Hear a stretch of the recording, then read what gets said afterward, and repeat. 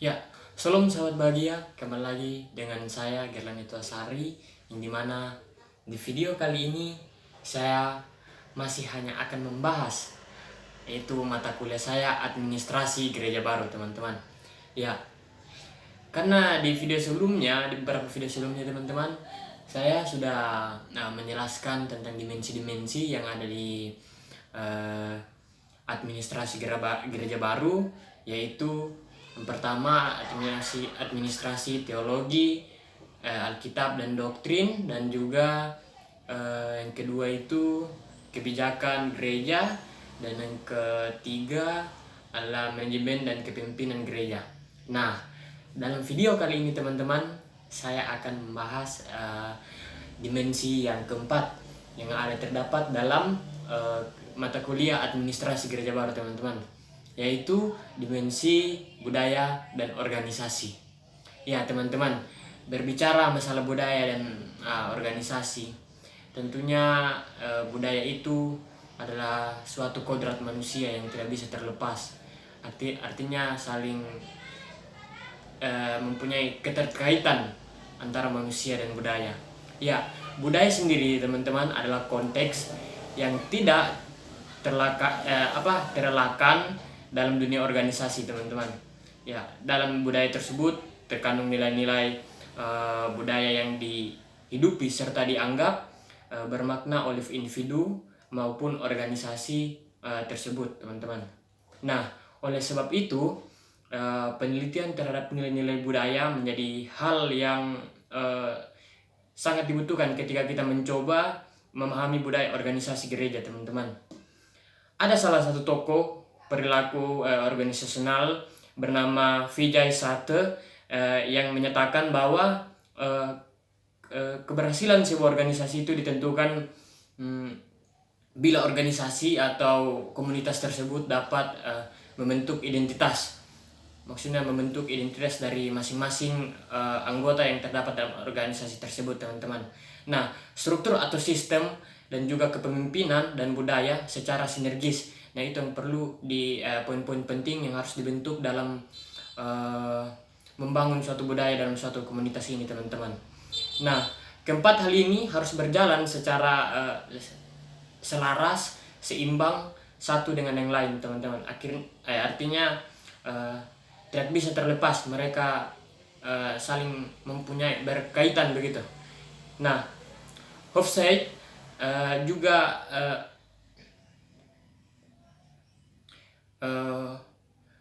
salah satu tokoh para ahli juga, yaitu Hofstede, juga mengatakan bahwa ada organisasi atau komunitas yang dapat melepaskan dirinya dari kebudayaan, teman-teman.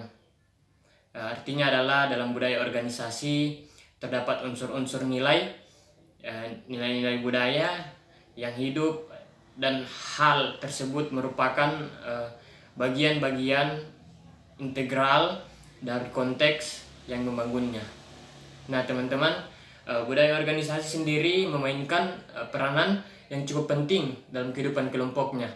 Nah, salah satunya adalah menciptakan jati diri sebuah institusi atau kelompok. Ya, perkembangan dan pertumbuhan gereja-gereja juga terhitung begitu cepat, teman-teman. Dengan kondisi jemaat yang semakin plural, banyak gereja-gereja dipengaruhi dan dipenuhi oleh unsur-unsur budaya atau budaya organisasi-organisasi lain. Gereja-gereja masa kini, teman-teman, sangat terbuka dengan kepelbagaian tersebut yang ada di Indonesia, maksudnya, dan bahkan budaya global seperti budaya Barat itu sangat berpengaruh dalam budaya-budaya gereja masa kini. Ya, nah saat ini mungkin telah banyak pihak yang menyadari bahwa di dalam organisasi gereja ada berbagai macam budaya, tetapi jarang sekali ada di Indonesia, dan bahkan tetapi jarang sekali ada orang yang memperhatikan dampak dari kepelbagaian kebudayaan tersebut dalam budaya organisasi. Ya, hal ini terjadi di dalam gereja-gereja karena seringkali konflik-konflik yang terjadi itu disebabkan oleh perbedaan dan juga ketidakpahaman akan nilai-nilai individu atau kelompok tertentu, teman-teman.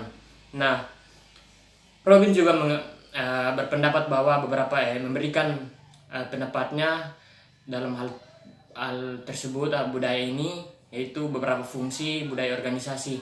Yaitu yang pertama, berperan sebagai penentu batas-batas. Artinya penentu batas-batas, yang dimana artinya budaya menciptakan perbedaan yang membuat komunitas itu menjadi unik dan membedakan dengan komunitas lainnya.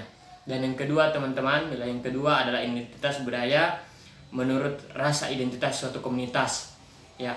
Dan yang ketiga adalah komitmen budaya memfasilitasi latarnya komitmen terhadap sesuatu yang lebih besar dan lebih luas daripada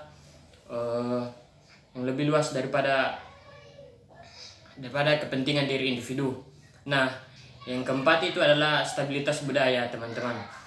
Yaitu yang dimana stabilitas budaya ini meningkatkan stabilitas sistem sosial, karena budaya adalah perekat sosial yang membantu menyatukan organisasi dengan cara menyediakan standar atau menyediakan standar mengenai apa yang sebaiknya dikatakan dan dilakukan anggota organisasi, teman-teman. Ya, budaya yang kelima itu nilai yang kelima itu adalah budaya sebagai mekanisme pembuat makna dan kendali yang memandu dan membentuk sikap serta perilaku anggotanya, teman-teman.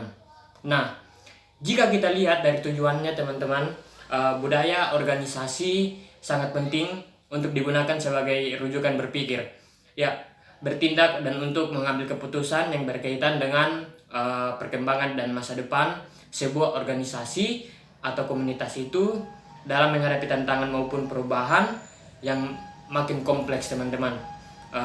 Dalam hal ini juga gereja sebagai institusi masyarakat juga harus mempunyai budaya organisasi, teman-teman, yang kuat. Maksudnya gereja masa kini harus mempunyai organisasi budaya yang kuat. Ya, dari beberapa fungsi umum di atas yang dijelaskan oleh Robin tadi, umum di atas, pada budaya organisasi akan memperkuat dimensi internal gereja, dan juga budaya organisasi akan menciptakan dan memperkuat jati diri, nilai-nilai yang dianut seorang pelayan atau pekerja anggota, di mana akan menciptakan ikatan pekerjaan pelayanan dalam gereja, teman-teman, sebagai suatu institusi di mana membantu gereja agar lebih stabil sebagai suatu sistem sosial, di mana budaya akan memandu dan membentuk sikap serta perilaku anggota komunitas gereja. Ya, itulah yang bisa saya sampaikan, teman-teman, mengenai kebijakan mengenai organisasi dan budaya.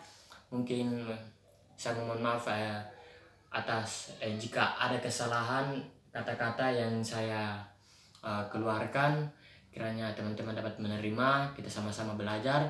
Dan jika teman-teman masih belum puas dengan apa yang saya jelaskan, teman-teman bisa bertanya di kolom komentar. Ya, mungkin hanya itu dari saya, teman-teman. Saya mohon pamit undur diri. Salam bahagia dan juga salam AGB.